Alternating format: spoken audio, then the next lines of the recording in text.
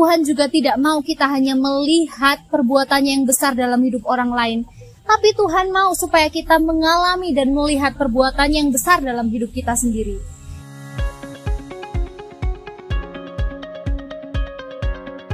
Shalom, siapkan hati saudara untuk mendengarkan Rhema Hagios. Kebanyakan dari antara kita mungkin memiliki pemikiran, ketika kita hidup lurus, maka sepanjang hidup kita akan berjalan dengan mulus. Tapi pada kenyataannya, akan ada satu masa di mana Tuhan mengizinkan masalah terjadi dalam hidup kita. Ayub adalah satu contoh bagaimana orang yang hidup benar, tapi Tuhan izinkan masalah datang bertubi-tubi dalam hidupnya. Apa tujuan Tuhan mendatangkan masalah dalam hidup kita? Yang pertama adalah agar iman kita semakin murni. Di dalam Ayub 23 ayat 10 di sana dituliskan, Tuhan tahu jalan hidupku, seandainya Tuhan menguji aku, maka aku akan timbul seperti emas. Yang kedua, tujuan Tuhan menguji kita adalah supaya kita mengalaminya secara pribadi. Di dalam Ayub 42 ayat 5 dituliskan, dahulu dari kata orang saja aku mendengar tentang engkau, tetapi sekarang mataku sendiri melihat engkau. Tuhan tidak mau iman kita tidak bertumbuh.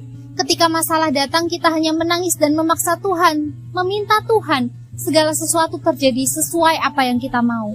Tuhan juga tidak mau kita hanya melihat perbuatannya yang besar dalam hidup orang lain, tapi Tuhan mau supaya kita mengalami dan melihat perbuatannya yang besar dalam hidup kita sendiri. Jika saat ini ada masalah yang bertubi-tubi datang dalam hidup kita, tapi kita cek hidup kita sudah melakukan firman Tuhan, kita sudah melakukan apa yang benar, tetap tenang, masalah itu tidak akan menghancurkanmu. Tetap lakukan firman Tuhan, tetap lakukan yang benar dan dekat terus dengan Tuhan. Maka kita akan mendapatkan kekuatan dan ketenangan untuk kita menghadapi setiap masalah yang ada. Dan percayalah, Tuhan ada di pihak kita untuk memberikan kita kemenangan. Semangat untuk menjalani hari ini, Tuhan Yesus memberkati.